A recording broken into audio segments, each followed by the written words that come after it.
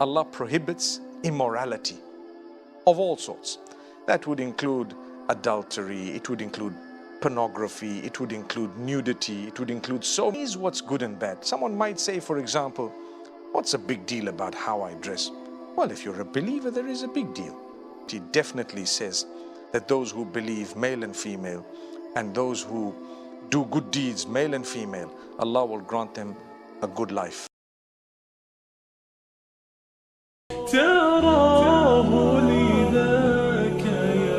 So Allah Almighty has given us beautiful instructions in this revelation. There is a verse that's repeated a lot that we should be speaking about often, and when we reconnect with this particular verse, we will realize it encompasses almost the whole of our lives. What is this verse? It is verse number 90 of Surah An-Nahl, where Allah speaks about Himself, and as a result, He wants us to learn these qualities. Inna Allah ya'muru bil adli. It is an instruction, so He's talking about Himself. What does He instruct? Allah instructs the following. So Allah speaking about what His instruction is. Now here are qualities He wants us to learn from. He wants us to obey, because He is saying, this is my instruction. The first thing He says, Al-Adl. Allah instructs justice. Allah instructs that you are just. Justice at the beginning with your Maker would ensure that you worship Him alone. No one besides He who made you deserves to be worshipped. That is the highest form of justice, is to offer worship where it is belonged only, nowhere else. But by extension, justice refers to everything else to do with what is right and wrong, what is fair and balanced, judging between people. In a matter, you need to be fair, you need to fear the Almighty, and you need to be unbiased. So Allah instructs you to be just. Inna Allah ya'muru bil adli wal ihsan. He instructs you to be kind, to be good, to be kind. So that's the second in the order.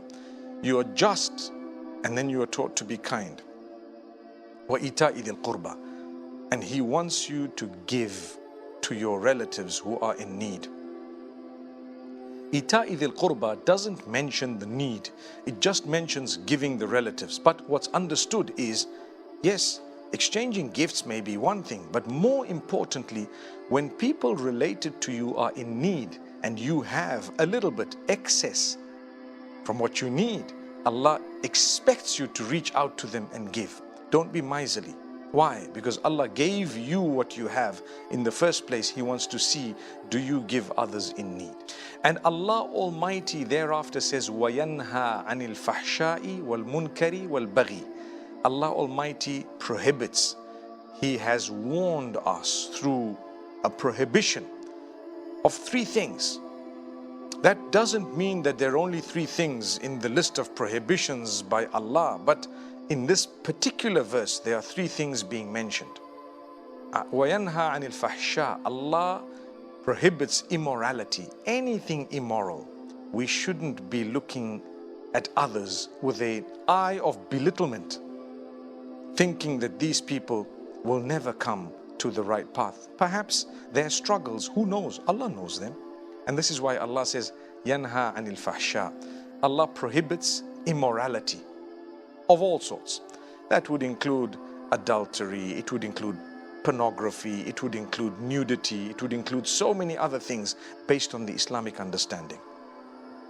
So, if a person is on a very high level of morality, he will definitely, or she will definitely achieve a sense of comfort, a sense of fulfillment, a nur or a light that comes from their face, because Allah promises you that. And they would achieve the happiness, the contentment that comes with it. May Allah subhanahu wa ta'ala grant us every goodness. So Allah says, يَنْهَا عَنِ الْفَحْشَاءِ وَالْمُنْكَرِ. Allah prohibits you from evil. Munkar, that which is evil, sinful. And al-baghi refers to crossing the limits, crossing the boundaries. Allah doesn't want you to cross the limits. He has set a boundary. Don't cross that. You know, it's called transgression. Do not transgress. Don't go beyond what Allah has ordained. So if you are going to protect yourself from immorality,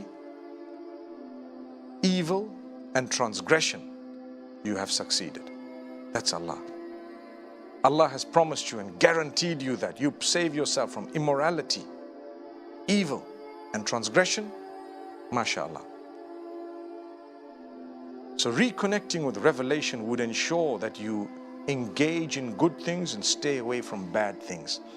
And you recognize what's good and bad. Someone might say, for example, what's a big deal about how I dress? Well, if you're a believer, there is a big deal. If you believe and you actually take the word of Allah as important, then surely it's a big deal. If Allah told you don't do this, how could you claim to be a believer and ignore that? That's why Allah says, مَا كَانَ لِمُؤْمِنٍ وَلَا مُؤْمِنَةٍ إِذَا قَضَى اللَّهُ وَرَسُولُهُ أَمْرًا أَن يَكُونَ لَهُمُ الْخِيَرَةُ مِنْ أَمْرِهِمْ. Surah Al-Ahzab. Allah says, a believer, a person who believes, male or female, it is not befitting for them to call themselves believers and then claim that I have a choice regarding what the Almighty wants and doesn't want, and has instructed and hasn't instructed, and the messenger has instructed and not instructed. What was the claim of belief for in the first place? And remember, we believe that revelation was sent in order for us to be able to lead the best life in terms of quality, with the challenges and the hardships and the tests that are going to come in our direction. The Almighty will continue to keep us afloat and keep us happy and content and smiling all the time.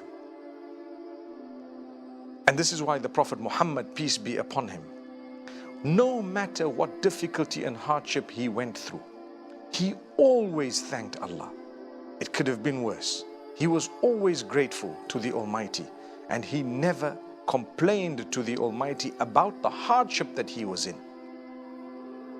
So we ask Allah Almighty to grant us from His goodness, and Allah Almighty definitely says that those who believe, male and female, and those who do good deeds, male and female, Allah will grant them a good life. فَلَنُحْيِيَنَّهُ حَيَاةً طَيِّبَةً, a good life. And in the hereafter, paradise awaits them. May Allah grant us goodness in this world and the next. أقول قولي هذا وصلى الله وسلم وبارك على نبينا.